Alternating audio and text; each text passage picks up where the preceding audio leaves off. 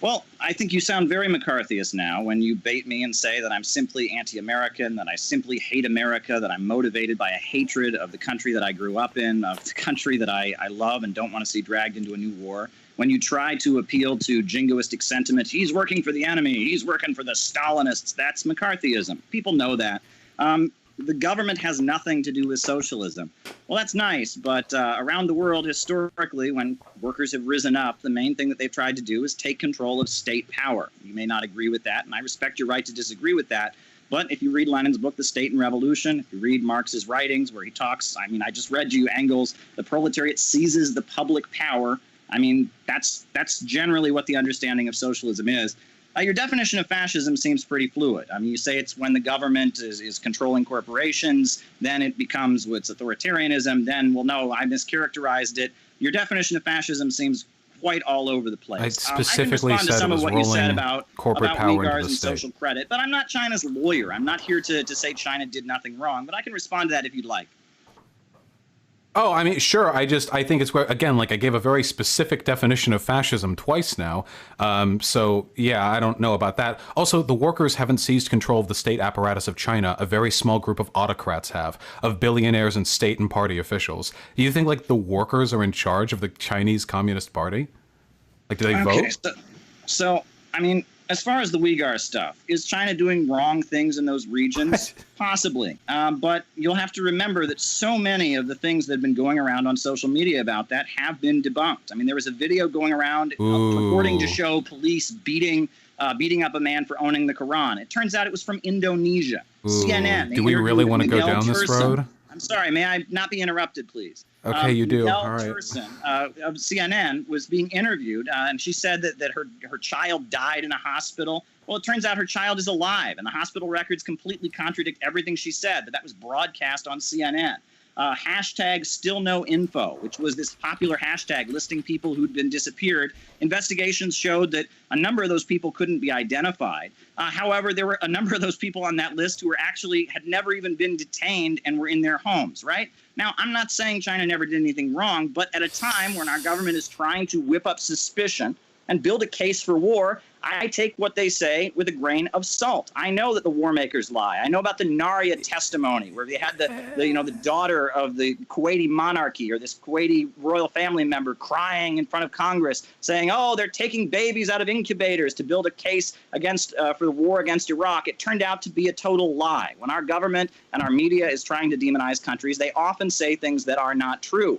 And that's just the reality. So I'm suspicious of some of that. Now, the social credit system, there's been a lot written about how the way mainstream media in the USA portrays it is not completely accurate. The Washington Post has run articles. There have been many sources, even within the mainstream press, that say that narrative that you get is not completely right. One of the main reasons the social credit system was set up is because there are people in China who've been convicted of crimes and have been levied fines by courts, and the government has no way of collecting that money. So it bans them from traveling. And it says you can't book a flight until you get on a plane. Well, in the United States, if you get fined by a court and you're convicted of a crime, you're fined by a court, and you don't pay it, you can go to jail.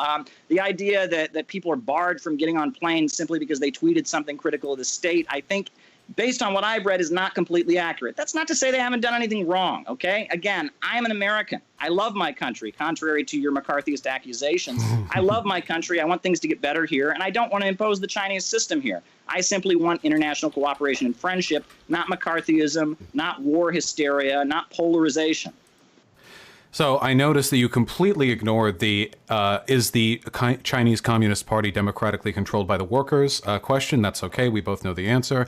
I love that your denial of the Uyghur Holocaust right now, because it's didn't deny anything. I'm sorry. I'm sorry. There are flaws Denial. In the official narrative. You're trying to. Oh, I know flaws in the narrative. I know what you're doing. I flaws didn't in the deny anything. Oh, I've heard that before too. Hey, did you know that when the Soviet Union originally arrived at the Auschwitz-Birkenau camp, the plaque that they right. Whoa, slow down. down there, Maupin. Okay, all did you right. wait? Okay. Hey, continue, right? Did you know that the plaque that they originally posted suggested that 6 million died there, when in reality the updated number later said 1.47 million? Did you know that there was an order for a metal door that went to a camp that didn't actually have any door frames that could fit it? Seems almost like it might have been bought by another group trying to incriminate that. Oh, wait. I'm not saying that the Nazis didn't do anything, mind you. I'm just saying that there is undeniably a lot of war propaganda following, the World War II that we should probably examine critically before we, fully address any of the accusations here. Dude, you literally are doing this just because there are a couple. Just because, you're questioning the official narrative. And you started this by saying you don't equate people like me with Nazis. Wait. No. I don't equate all. Everyone sees how. Wait. I don't equate all tankies to Nazis. The Holocaust is one of the most well-documented events. Can you let me finish? History.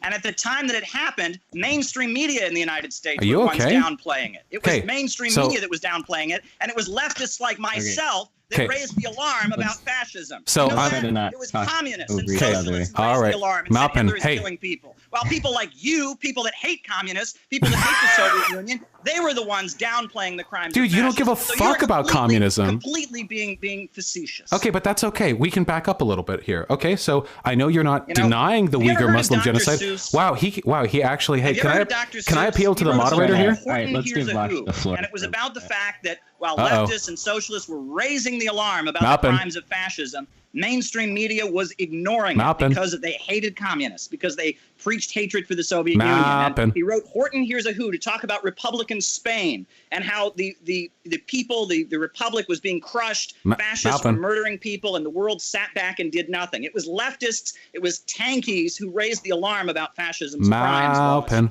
Yeah, you're just completely mischaracterizing it. Mainstream media was downplaying the crimes of Hitler. Let's give Vaush the floor for a minute. Yeah, okay. So, as I was saying, you're not denying the Uyghur genocide. You're just taking a couple of misplaced, like factoids that turned out to be incorrect. Saying we don't have all the facts about what's going on in China, my dude! I'm suspicious of mainstream media. And the fact that you would equate me with people who deny well-documented events in world history is absolutely despicable, and I don't want to continue this line of discussion. Wait. I can't just let you engage in genocide denialism and then walk away from it. You've made false comparisons between me. Everyone's heard you. I'm done talking about this. Yeah, let's just. Hey, it's okay. Hey, it's okay. Okay, my apologies. Move on, please. My apologies. I'll be nicer, but I do have to finish this one point. Okay, so often when defending an authoritarian regime against a genocide accusation, it's more optically and rhetorically efficacious not to outright deny its existence, but rather to draw up some questions like, hey, there is a lot of propaganda here.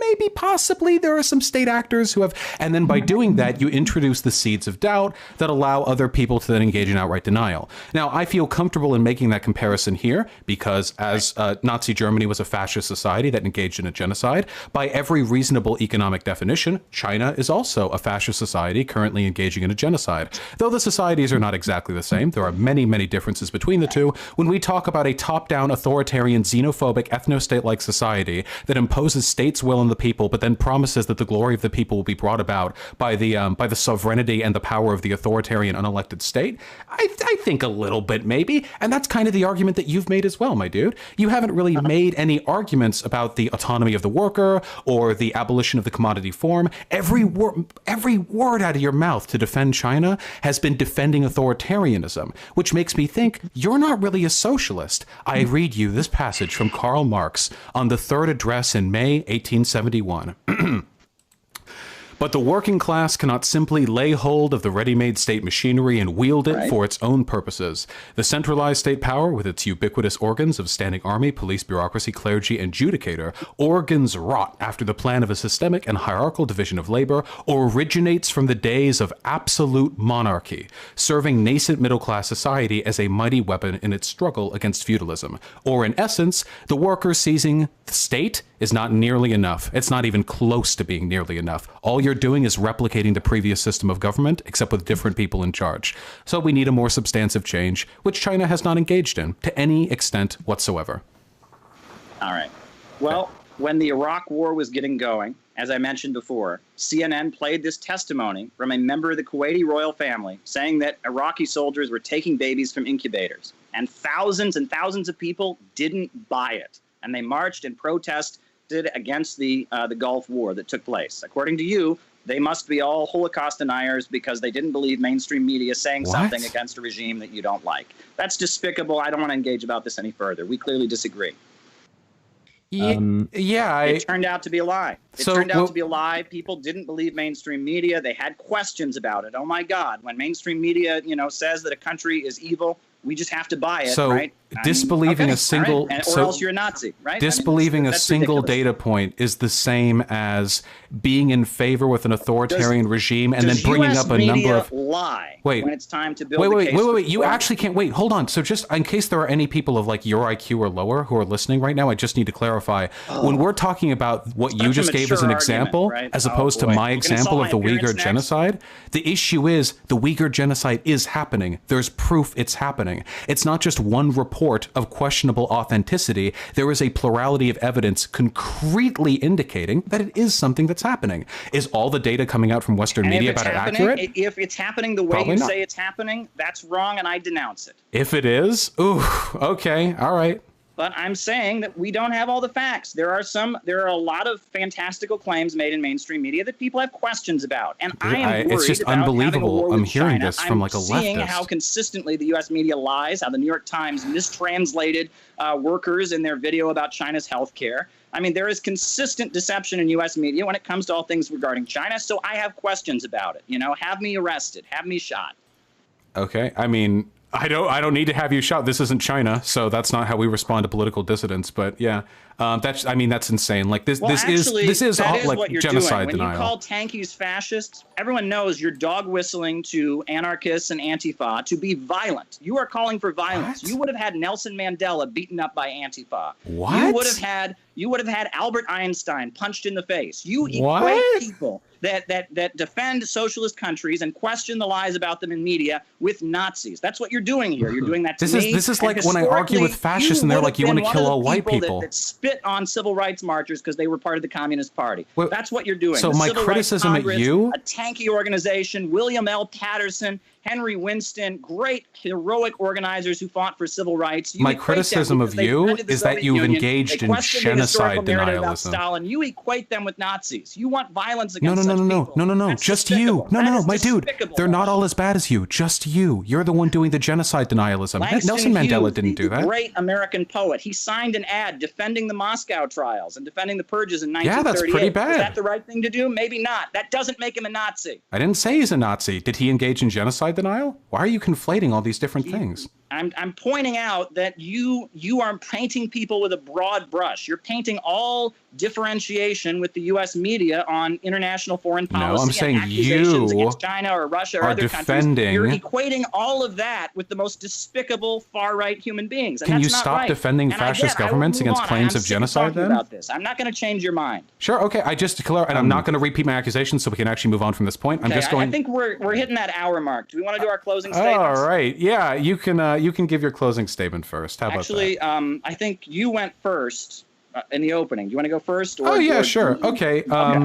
Yeah, so I don't mean to make this like a criticism of people's personalities or anything like that. There is a persistent effort on your part to paint me as some kind of radical anti-communist. Funny, because you are the one who has failed to defend any aspect of actual worker ownership or commodity form abolition over the course of this discussion. You have painted me as somebody who is in favor of war between America and China, which is patently false. You have painted me as a McCarthyite for wanting China to be more socialist. And you have painted me as somebody who just blithely accuses everyone of being a Nazi, which isn't true. You are the one who got to the genocide denial all on your own. I did not lead you there. You walked there on your own. So I didn't even expect it. I didn't think like it was that bad, but I guess it is. I guess we are at that point. So my main issue is like, yeah, I think people like you are a literal fucking toxin, not only to socialism, but to the workers of this country. I don't think you give a fuck about them, their well-being, their autonomy, their freedom, their alienation from the means of production. I think you give a fuck about some little personality cult you're trying to build while working in tandem with other non-communist states that just happen to dislike America. And I would like to remind that you and everyone else who is listening right now that hating America, while based, is not an ideology. And that if you want to be a real socialist, you're going to have to substantiate yourself a little bit more than that. Funny that you're the person who assigns, I suppose, the tanky label to himself, yet I am the one who seems to have a greater understanding of the actual definition of socialism and how it should be applied. Plus you're white. All right, go for it. I don't know what you said about my relatives, but whatever. You know, I know you're probably going to give this video a name like I destroyed some tanky, but I just want to review for your audience what they've heard from you so far. They've heard from you that authoritarianism is the definition of fascism, that China is merely authoritarian when it controls the economy on behalf of the working class. I've ripped that to shreds. We've heard from you that tankies are transphobes and homophobes, and I've shown you that tankies are some of the biggest and defenders of LGBT rights in U.S. history and basically launched the movement to free LGBT people. We've heard you bait me over my job and call me anti-American over and over and over again, but then insist that that doesn't matter because you're anti-American also, appealing to basically McCarthyist and jingoist sentiments. And over again, we've seen you talk like a Fox News employee. You accuse me of denying a genocide. I asked questions about a current event that is going on at a time that U.S. media is actively mobilizing us to hate China and has said things inconsistently. I'm not denying things because I don't have enough knowledge to deny things. I have questions about what U.S. media is saying about China. You act like this is some atrocious crime, and that sets a very, very dangerous precedent.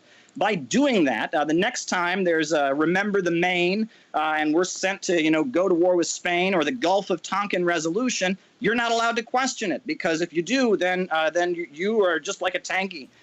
You've said that you don't equate tankies like Langston Hughes, like Nelson Mandela, like Helen Keller with Nazis, but yet you equate me with Nazis when I do the same thing that they did in their time, which is question the mainstream U.S. media's narrative and accusations against socialist countries. So people can look over the tape, they can look and see what they saw, but I really think what you're doing is quite dangerous, right? I'm not China's lawyer. I love my country, and when you equate China and you equate China with authoritarianism, I think you're doing yourself a little bit of a disservice because right now, many people across the United States are suffering. They are not having jobs. They are unemployed. There's opioid addiction. There's a prison industrial complex. And what they want, they don't want some hippy-dippy worker co-op in the woods. They want a government of action that will take power and fight for them, that will rebuild this country, that will stand hand in hand, arm in arm with countries around the world, not preach hate, not try to whip us up into a new war, but instead build international friendship and cooperation, which will rebuild the crumbling infrastructure, which will lift up communities that have been downtrodden. They want state power. They want authoritarianism on behalf of the people. Popular power, workers' power to stop the crisis that we're in. And saying that socialism is just, employee stock ownership program or something like that is not going to appeal to them. The lie I've heard my whole life is that everywhere socialism has ever been tried, it's been nothing but a failure. It's done nothing. It's never achieved anything. That's a lie, Vaush. That is a lie. Socialism has had huge achievements and successes, and pointing them out does not make me the equivalent of the far right, and suggesting that is very, very dangerous to our movement. The worst thing about anti-tankyism, and this will be the last thing I say, is that it doesn't work. When people say to you, hey, you're a socialist just like Stalin. Stalin and the Soviet Union did nothing but horror. If you go, oh, no, I'm a good socialist. I'm not like one of those. Oh, no, I'm a good socialist. I hate all the countries. If you do that, you just look weak. You look pathetic, right? There will never be a socialism that the New York Times editorial page will approve of. I saw in Venezuela how the Venezuelan government bent over backwards to accommodate the opposition, to give them a voice, to let them participate, to let them have rallies, let them run in elections. U.S. media still says Venezuela is a brutal dictatorship with no dissent allowed.